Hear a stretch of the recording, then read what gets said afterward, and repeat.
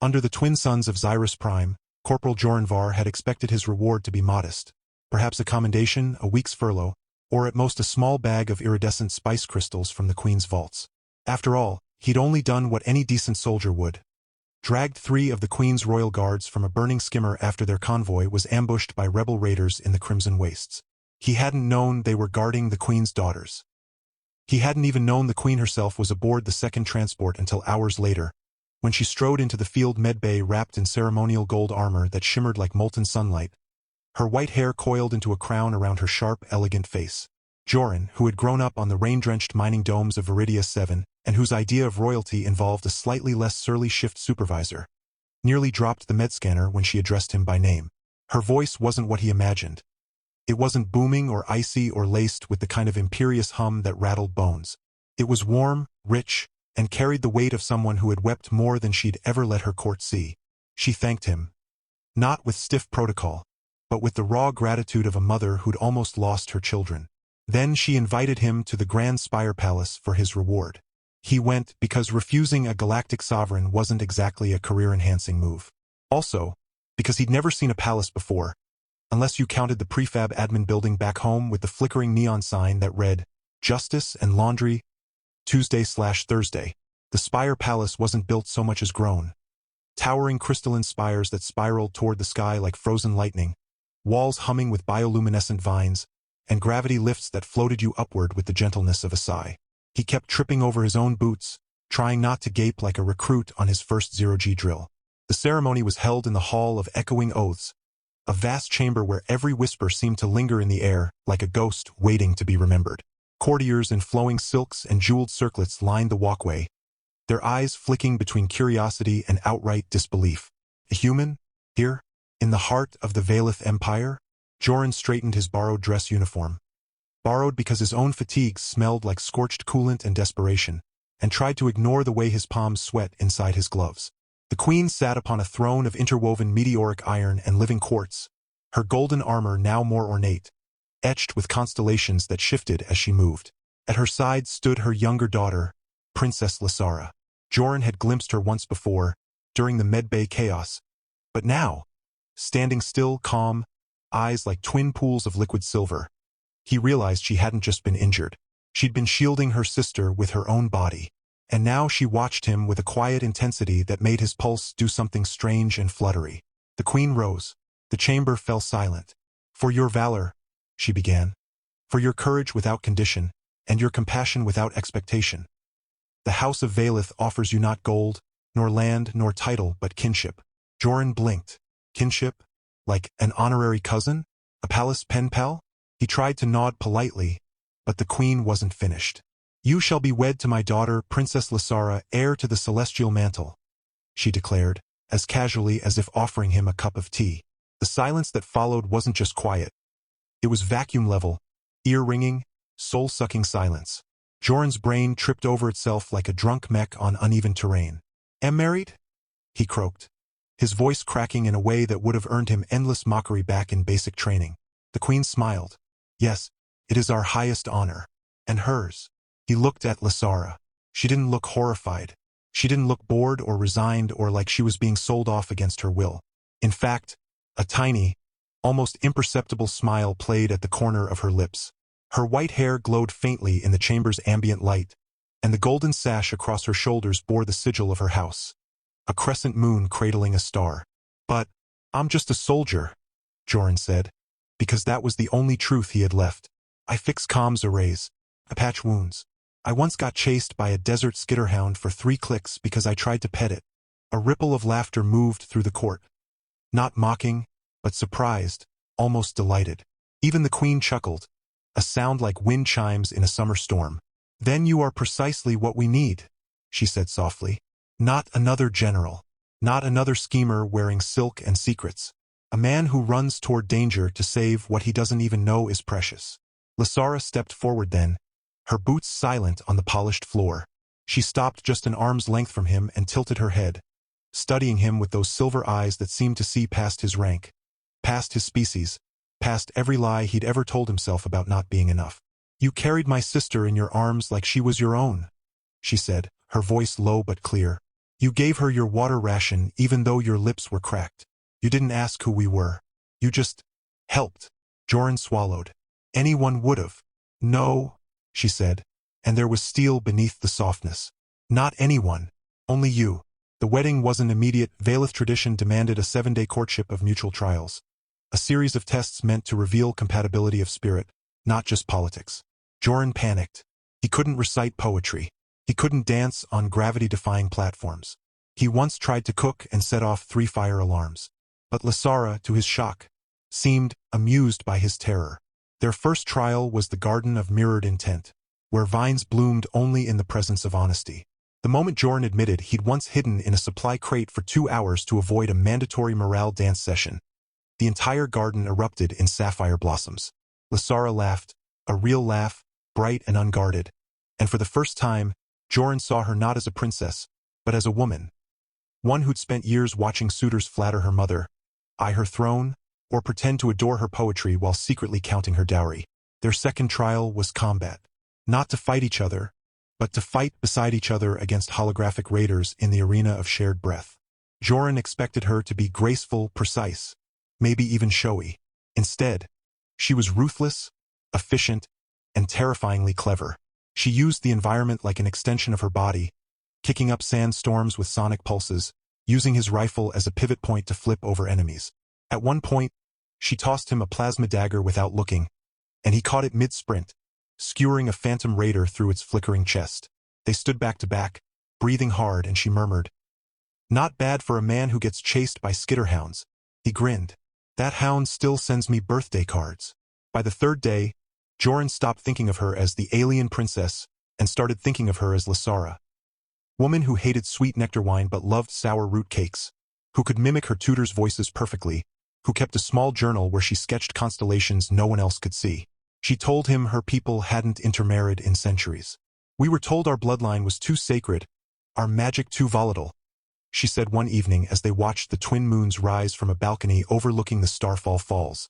"But I think we were just afraid of change, afraid of losing ourselves." Joran leaned on the railing, the cool metal soothing against his calloused hands. "I get that," he said. "Back home, they said humans and AIs would never coexist. Then my best friend turned out to be a sentient garbage sorting bot who just wanted to read romance novels." Lysara turned to him, eyes wide. "Did you help him?" "Her," Joran corrected gently. "And yeah, taught her how to bypass the censorship filters. She's up to book 17 of Love Among the Neutron Stars." Lysara's eyes shone. "You always help, don't you?" He shrugged. "It's not heroic. It's just right." On the 6th day, disaster struck. Not from within, but from without. The rebel faction, those who'd ambushed the convoy, had tracked Joran's movements. They believed the alliance between human and Valeth was a weakness, a corruption of purity. That night, they struck the palace with cloaked fighters and sonic bombs that turned stone to dust. Alarms blared. Guards scrambled. The sky burned violet with plasma fire. Joran didn't hesitate. He grabbed his rifle, his medkit, and Lysara's ceremonial blade, the one she'd shown him earlier, whispering it was forged from the heart of a dying star. She met him in the corridor, already armored, her white hair braided tightly back, eyes blazing not with fear, but fury. "They think they can break us by attacking you," she said, voice tight. "They think a human is our weak point." Joran checked his ammo. "Let's show them how wrong they are." What followed was chaos, beautiful, brutal, and bonded in trust. Joran coordinated with palace guards using hand signals he'd learned in urban warfare drills. Lysara used ancient Valeth battle chants that disrupted enemy tech. Together, they held the eastern Spire, evacuating civilians, setting traps, patching wounds with biogel and grit. At one point, a rebel commander cornered them on a shattered sky bridge, his weapon humming with overcharge. Lysara moved to shield Joran. Instinct, habit, love. But Joran pushed her aside and took the blast on his reinforced shoulder plate. The impact sent him skidding back, smoke rising from his uniform, but he kept his feet. Bleeding, scorched, grinning through gritted teeth, he tossed a pulse grenade he'd borrowed from the armory. The explosion wasn't huge, just enough to knock the rebel off balance. Lysara didn't waste a second. She disarmed him with a twist of her wrist and pinned him with a knee to his throat. "Tell your masters," she hissed, "that the Valeth do not break." And our allies are not weaknesses, they are our strength. When the battle ended, dawn broke over the Spire palace like a promise. The rebels were routed. The damage was heavy, but the heart of the palace, its people, remained. Joran sat slumped against a pillar, his shoulder wrapped in glowing bandages Lysara had applied with hands that trembled only slightly. She knelt beside him, her golden armor dented, her face streaked with soot and sweat. "You're an idiot," she said softly. "For taking the shot?" he asked. "For thinking I'd let you die before I even got to kiss you." And then, right there in the wreckage of war, with the sun rising and the palace humming its slow song of healing, she kissed him. It wasn't grand or dramatic in the way galactic epics described, no fireworks, no choir of stars, just warmth and breath, and the quiet certainty that two very different people had found something real in the middle of chaos. The Queen found them like that, foreheads touching, hands clasped, the first real peace either had known in years between them. She didn't say anything. She just placed a hand on each of their shoulders, her golden gauntlet cool against Joran's skin, and smiled with eyes that had seen too much loss to ever take love for granted. The wedding would go on, not as a political alliance but as a choice, not as a reward but as a beginning.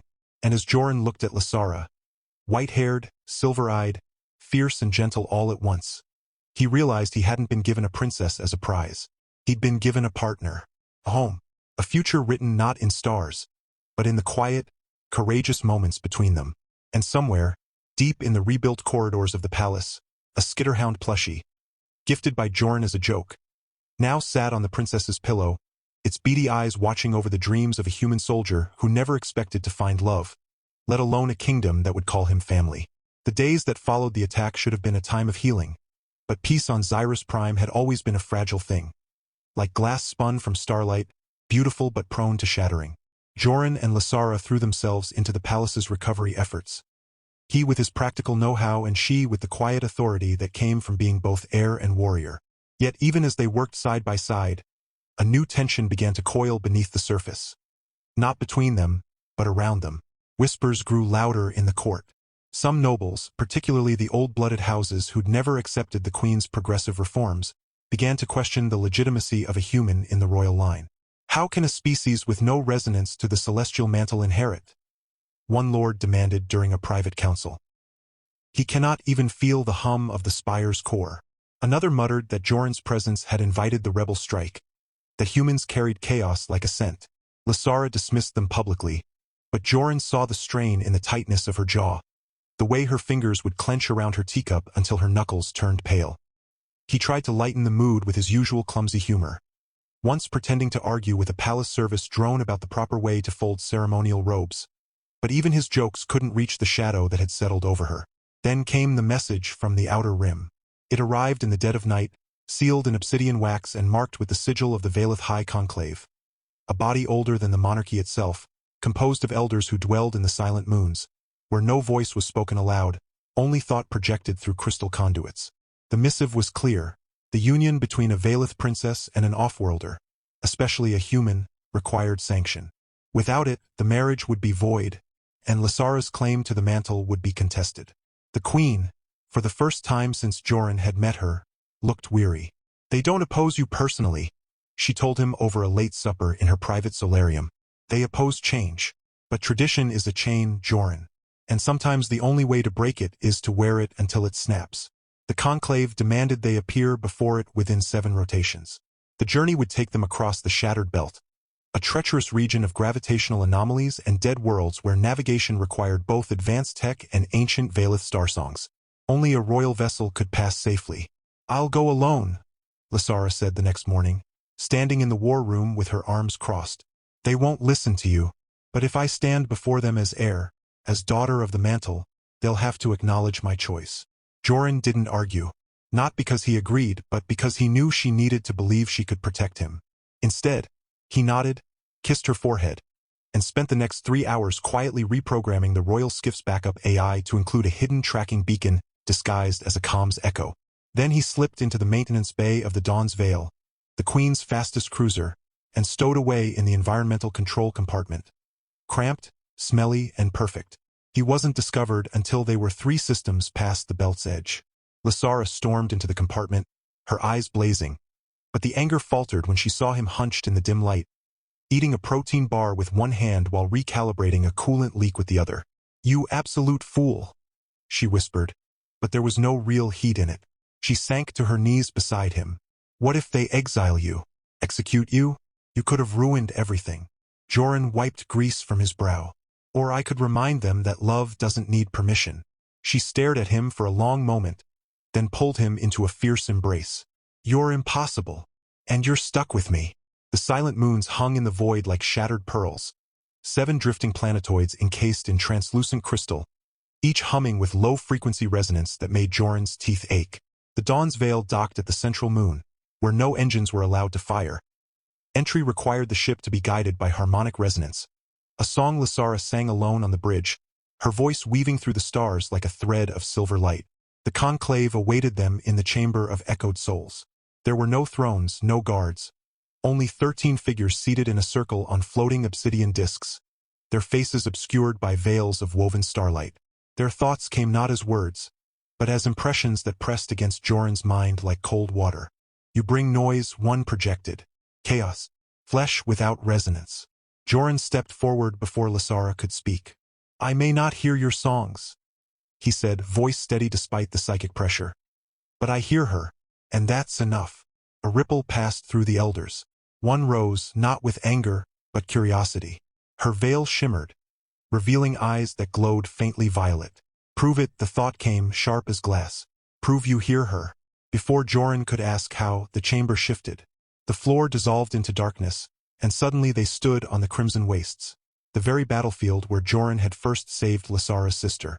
But this wasn't memory. It was illusion, layered with real danger. The ground trembled. Skitterhounds with plasmafang jaws emerged from the dunes. The sky crackled with storm energy. "Don't touch anything," Lysara warned, her hand finding his. "It's a resonance test. The chamber mirrors our fears. If you react with violence, it interprets weakness." But then a figure appeared. Lysara's younger sister, Lyria, wounded and crying, just as she'd been that day. Joran's heart lurched. He took a step forward. "Joran, no, it's not real." But the illusion felt real. The heat, the dust in his throat, the sound of Lyria's sobs. He knelt beside her, ignoring Lysara's warning, and gently checked her wounds. "It's okay," he murmured. "I've got you." The moment his hands touched the illusionary girl, the entire chamber shivered. The skitterhounds vanished. The storm stilled. The elders rose as one. "You acted without thought of consequence," the violet-eyed elder projected. But now there was something new in the tone, respect. "You saw need and you answered. Not as a soldier, not as a suitor, as a soul." Then came the twist no one expected. The elder removed her veil fully, and Joran gasped. Her face was older, lined with time, but unmistakably the same bone structure, the same silver eyes. "I am Serena," she said aloud, her voice rough from disuse. "Lysara's great-aunt. Banished 70 cycles ago for loving a Terran diplomat." Silence. Lysara stared, stunned. "You're alive." "I was deemed unworthy," Serena said, her gaze softening. "My child was taken from me. My name erased. The Conclave feared human blood would dilute the mantle." She turned to Joran. "But the mantle doesn't care about blood. Cares about heart. And yours, human, beats with the same rhythm as ours." The elders conferred in silent pulses. When they turned back, their decision was clear. The union would be sanctioned, but only if Joran underwent the trial of the hollow core. A ritual dive into the heart of the largest silent moon, where he would be submerged in liquid resonance and forced to confront not just his fears, but the deepest truth of his desire. If he emerged whole, the bond would be sealed in the eyes of tradition. Lysara protested. "It's never been survived by an off-worlder." "I'll survive it," Joran said simply. The descent was worse than anything he'd faced in war. The core chamber was a sphere of swirling silver fluid that responded to emotion. Fear turned it sharp. Doubt made it heavy. As he sank into it, visions assaulted him. Not of battle, but of loneliness. Of being forgotten.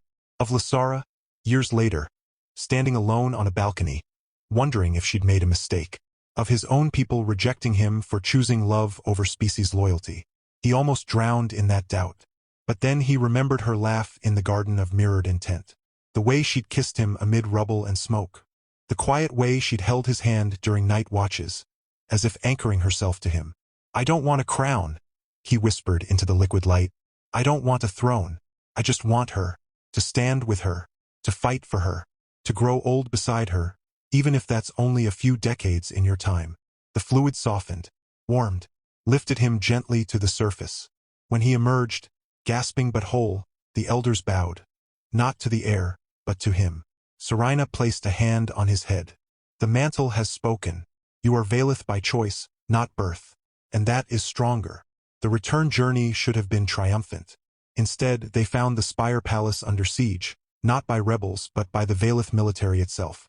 While they'd been away, a faction within the royal guard, led by General Vorik, a hawkish traditionalist who'd long resented the queen's openness, had staged a coup. The queen was under house arrest. Lyria had vanished. Lysara's face went cold as void.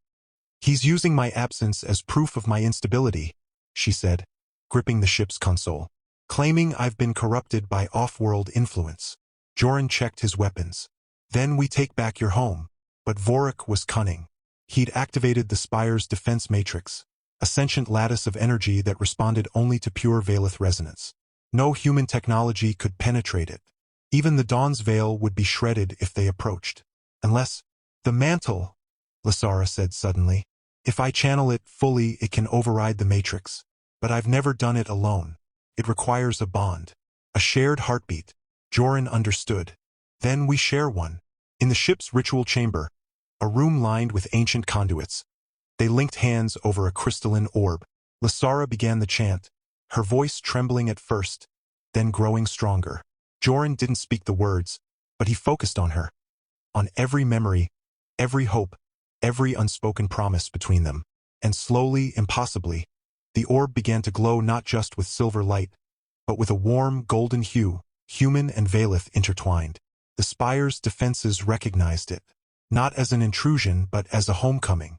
They landed in the central courtyard under cover of a resonance pulse that masked their approach. What followed was not a grand battle, but a precise, brutal operation. Joran disabled comms relays while Lysara moved like a ghost through the palace corridors, disabling guards with nerve strikes that left them unconscious but unharmed. They found Lyria locked in the archives, safe but furious. They found the queen in her solarium, sipping tea as if nothing had happened, though her eyes held the storm of a woman who'd already planned 10 ways to end Vorik if her daughter failed.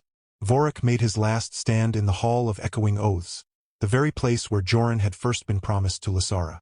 He stood before the throne, armored in black alloy, flanked by a dozen loyalists.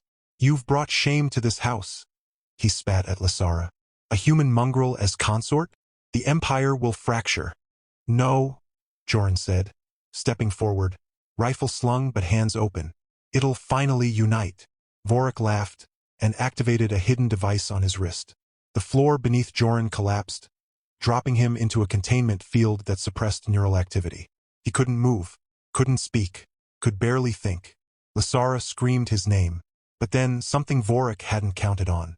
The containment field was designed to isolate Valeth biosignatures, but Joran's human biology, combined with the residual resonance from the mantle trial, created a feedback loop.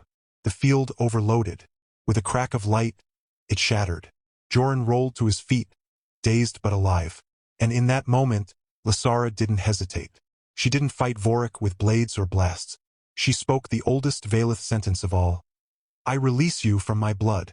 It was worse than death to a Valeth loyalist. To be cast out, not by exile, but by the heir's own will. Vorik fell to his knees, not in defeat, but in devastation. His guards laid down their weapons. The coup ended not with blood, but with silence. In the aftermath, the queen called a grand accord. Humans would be granted diplomatic status in the Valeth Empire. Cultural exchange programs would begin, and Joran Var, once a corporal from a rainy mining dome, was formally named consort of the Celestial Mantle. But the greatest twist came weeks later, during a quiet evening in their shared suite. Lysara placed a small, glowing orb in Joran's hands. Inside swirled silver and gold light, pulsing gently. "The mantle doesn't just choose heirs," she said softly. "It chooses families, and it's responded to you, to us." Joran looked at her, confused. "What does that mean?" She smiled, a real, radiant smile that lit up the room. "It means you're not just my husband. You're becoming part of the lineage. And if we choose, we can have a child. A bridge between our worlds. Joran stared at the orb, then at her, his heart pounding not with fear, but with wonder. He'd come here expecting a medal. Instead, he'd found a home, a purpose, and a love that defied galaxies. And as the twin suns set outside their window, casting golden light across the Spire palace, Joran Var, the soldier who never wanted to be a hero, knew his real journey had only just begun. In the months that followed, the Spire palace changed. Not in its crystalline spires or humming gardens, but in its spirit. Joran's presence, once a novelty, became a quiet constant. He taught palace engineers how to jury-rig failing systems with scavenged human parts. He organized weekly tea and talk sessions where humans and Valeth shared stories over steaming cups of fermented root brew, which Joran still insisted tasted like burnt socks, though he drank it loyally. Children, Valeth, human exchange students, even hybrid orphans from border colonies, began calling him Uncle Joran, a title he wore with more pride than any official rank. Lysara, no longer just heir but co-regent alongside her mother, thrived. With Joran at her side, not as a shadow but as a partner, she pushed reforms that opened trade routes to human sectors, established joint academies, and even repurposed old war drones into agricultural bots for drought-stricken moons. The courtiers who once sneered now competed for invitations to their informal strategy dinners, where debates were heated but laughter came easier. And then came the day the glowing orb, now nestled in a cradle of living quartz in their bedroom, pulsed with a new rhythm. Not just silver and gold, but a third light, soft, shimmering violet, like dawn breaking over a new world. Lysara placed a hand on her abdomen, her eyes wide with wonder. "It's happening," she whispered. Joran dropped the datapad he was holding. "Already? I thought it would take years." "The mantle works on its own time," she said, tears glistening in her silver eyes. "And it's chosen now." Pregnancy among Valeth was rare, deeply sacred, and usually took decades of spiritual preparation. But this confluence of human vitality and Valeth resonance was something the records had never foreseen. The elders called it Veluth, the bridge child. Serena, now a permanent advisor and unofficial grandmother-to-be, declared it a sign that the universe itself was stitching their peoples together. The pregnancy wasn't easy. Lysara's body struggled to balance two biologies. Some nights, she'd wake gasping as if drowning in her own blood. Joran never left her side. He learned ancient Valeth lullabies from Serena and sang them off-key in the dark. He modified a med scanner to monitor the baby's dual heartbeat.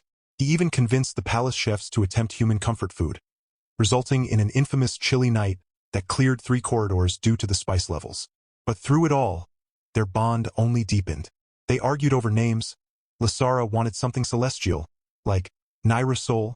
Joran suggested Danny, after his childhood pet drone. They compromised, Quelling, a Valeth root meaning light, with the human suffix N for warmth. When Quelling was born, it was not in a sterile medbay, but in the garden of mirrored intent, beneath the twin moons. The air shimmered as the child emerged, small, perfect, with skin like pale moonstone, a dusting of white hair, and eyes that shifted between silver and hazel depending on the light. One heartbeat pulsed steady and strong. The other, softer, echoed like a distant star. The entire palace gathered. Not just nobles, but guards, cooks, gardeners, even the grumpy service drone Joran had befriended. As Lysara held their child for the first time, tears streaming down her face, Joran wrapped his arms around them both, his own eyes wet. "You did it," he murmured. "You both did." The queen stood nearby, her golden armor replaced by a simple robe, her expression unreadable, until she reached out and gently touched Quelling's cheek. The baby cooed, and the queen's eyes filled with something Joran had never seen before. Hope, unguarded and bright. In the years that followed, Quelling became a living symbol. They could understand both human speech and Valeth resonance chants by age 2. They once calmed a riot in the trade district by humming a lullaby that made weapons overheat. They called Joran Papa and Lysara Mama, and insisted on wearing mismatched boots, because symmetry is boring. Joran never became a king in title, but in every way that mattered, he was one. He taught Quelling how to fix engines, how to plant moonberries, and how to stand up for the small and scared. Lysara taught them star reading, diplomacy, and the importance of listening, not just with ears, but with soul. On the child's 5th birthday, the family stood again on the balcony overlooking Starfall Falls. The palace below buzzed with celebration. Music blending Terran strings and Valeth chimes. Food from a dozen worlds. Laughter rising like a promise. Lysara leaned into Joran, her head on his shoulder. You ever miss the old days? The simple life? Joran smiled, watching Quelling chase fireflies that responded to the child's giggles by glowing brighter. I didn't know what simple meant back then. Thought it was solitude, quiet, but real simplicity. It's this, knowing you're loved, knowing you belong. She laced her fingers through his. We built this. We did. And as the twin suns set, painting the sky in gold and violet, Joran Var, the soldier who'd once thought a bag of spice crystals was the height of fortune, knew he'd been given something far greater. Not a reward, not a prize, but a family. A home. A future where difference wasn't a barrier, but a bridge. And somewhere, in a quiet corner of the palace, a skitterhound plushie sat on Kalen's bed, its beady eyes watching over the next generation of a love story that had changed two worlds.